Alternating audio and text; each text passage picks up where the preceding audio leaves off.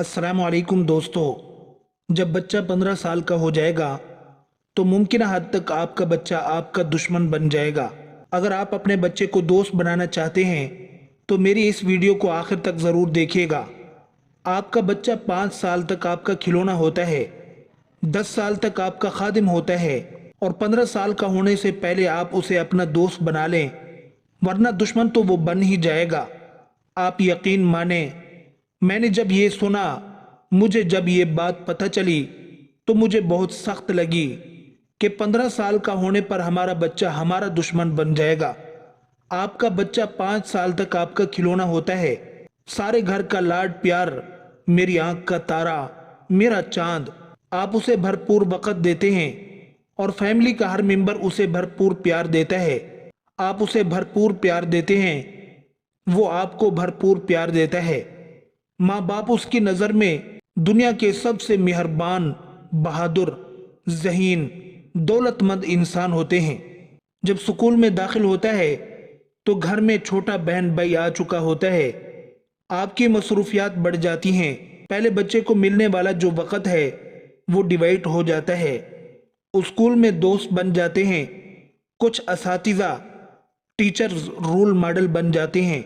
आप यानी माँ बाप बच्चे की पसंदीदा शख्सियात की फहरिस्त में कहीं तीसरे या चौथे नंबर पर चले जाते हैं। 10 साल बाद याद रखिएगा, एक बार फिर टॉप 10 की लिस्ट है वो बदलती है। पहले नंबर पर दोस्त आ जाते हैं। 10 साल के बाद पहला नंबर होता है वो दोस्त का होता है। फिर इसके बाद कोई टीचर अच्छा मिल जाता है, फिल्म टीवी का कोई एक्टर, क्रिकेट फुटबॉल का खिलाड़ी आ जाता है। और 10 साल के बाद जब 15 साल की उम्र आती है तो 15 साल का होते हुए बच्चा माँ बाप की नसीहतें सुन सुनकर, मार पिटाई डांट खा खा कर बेजार हो चुका होता है। और इस उम्र में अक्सर टीन एज बच्चे माँ बाप को अपना दुश्मन समझने लगते हैं, अपनी आज़ादी का दुश्मन, अपनी ख्वाहिशात का दुश्मन, अपने फ्रेंड्स का दुश्मन। एक बात नोट कर लीजिए, ये मसला सिर्फ आपका यानी हमारे वतन अजीज पाकिस्तान या इस खित्ते का नहीं है, बल्कि ये मसला सारी दुनिया के टीन एज बच्चों और उनके पेरेंट्स का है।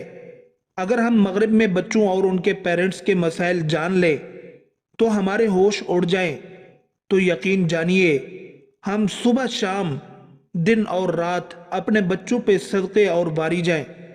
लेकिन इस बात से मुतमईन होकर आप लोग बिल्कुल इजी बैठ नहीं सकते। बच्चों के साथ रोज़ बरोज़ इस्लाह करनी होगी। हमें अपनी परवरिश के तरीकों में बेहतरी लानी होगी। बच्चों के साथ ताल्लुकात उनकी बढ़ती उम्र के साथ साथ रोज़ बरोज़ इस्लाह की कोशिश करनी होगी। बच्चे बड़े होते हैं तो उनके मसाइल भी बड़े हो जाते हैं, इसलिए आप उनसे इज्जत से बात करें। इन टीन एज बच्चों को मुकम्मल फ़र्द समझें, दलील से बात करें, तवज्जो से उनकी बात सुनें, गुस्सा करना छोड़ दें इससे पहले कि बच्चे आपसे बात करना छोड़ दें। इस बात को तस्लीम करें कि दुनिया के सारे टीन एज बच्चे इस उम्र में ऐसे ही होते हैं। हम भी कमो बेश ऐसे ही थे, बस ये ज़माना अलग है। बच्चे को अपने बारे में बताएं, ये बताएं कि मैं भी इस उम्र में ऐसे ही था, तो बच्चा आप पर भरोसा करके अपने साथ पेश आने वाली मुश्किलात को शेयर करेगा। सिर्फ इतना कहें कि मैं भी ऐसा ही था, बस फिर इस जुमले का जादू देखें। बच्चों के दरमियान अदल और इंसाफ करें। हज़रत नुमान बिन बशीर रज़ी अल्लाह अन्हुमा से रिवायत है कि उनके बाप बशीर रज़ी अल्लाह अन्हु ने अपने एक बेटे को एक तोहफा देना चाहा, तो उनकी वालिदा ने कहा, मैं उस वक़्त तक इस तोहफे पर राज़ी नहीं होंगी जब तक कि आप नबी सल्लल्लाहु अलैहि वसल्लम को इस पर गवाह न बना लें। वो नबी अकरम सल्लल्लाहु अलैहि वसल्लम की खिदमत में आए ताकि आपको इस पर गवाह बनाएं। तो आप सल्लल्लाहु अलैहि वसल्लम ने उनसे पूछा, क्या तुमने अपने तमाम लड़कों को ऐसा ही तोहफा दिया है जैसा इसको दिया है? कहा, नहीं। आपने फरमाया, तो इसे वापस ले लो, मैं ऐसी किसी ना इंसाफी पर गवाह नहीं बनना चाहता। तो बच्चों के दरमियान अदल ज़रूरी है।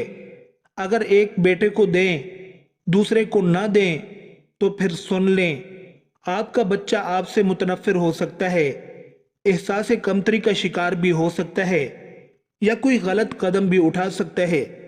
آپ حوصلہ افزائی کیجئے، بچوں کی نہیں، ان کے کام کی۔ مثلاً اچھے رزلٹ لیے ہیں، تعریف کریں۔ بچہ جس چیز کی حوصلہ افزائی چاہتا ہے، بچے کو سنیں، ان کی حوصلہ افزائی کریں۔ نوٹ کیجئے، کون سا کام آپ کے بچے خود بخود انتہائی محنت، لگن اور ذمہ داری سے کرتے ہیں، اس خوبی کی تعریف کیجئے۔ مثلاً بچہ سچ بولتا ہے، نماز کی پابندی کرتا ہے، وقت کی اہمیت کا احساس کرتا ہے، تو جم کر بھرپور انداز میں اس کی حوصلہ افزائی کیجئے۔ بچوں کی کامیابیوں کو منانا سیکھیں۔ کبھی اپنے بچے کو لے کر اکیلے نکل جائیے۔ اس دوران آپ صرف سوال کیجئے۔ 90% سے زیادہ وقت بچے کو بولنے دیں۔ اپنے بولنے کے لیے صرف 10% وقت رکھیں۔ نصیحت نہیں، سوال کریں۔ بچوں کی بات سے بات نکالیں۔ ہر سوال کے جواب کے بعد کیوں، کیسے جیسے سوال در سوال کر کے ان کو باتوں میں الجھائیں۔ شروع میں شاید انہیں اچھا نہ لگے، مگر پھر انہیں عادت ہو جائے گی۔ پھر وہ خود ہی آپ کو پورے دن کی روداد سنائیں گے۔ جیسے اگر آپ پوچھیں گے کہ آج کیسا دن گزرا، تو وہ ایک لفظی جواب دیں گے، اچھا، اور بات ختم ہو جائے گی۔ لیکن اگر آپ پوچھیں گے کہ آج کون سے پیریڈ میں سب سے زیادہ مزہ آیا، تو ان کے دل کی باتیں نکلنے کے چانس بڑھ جائیں گے۔ پورے دن میں سب سے زیادہ مزہ کس ٹائم میں آیا؟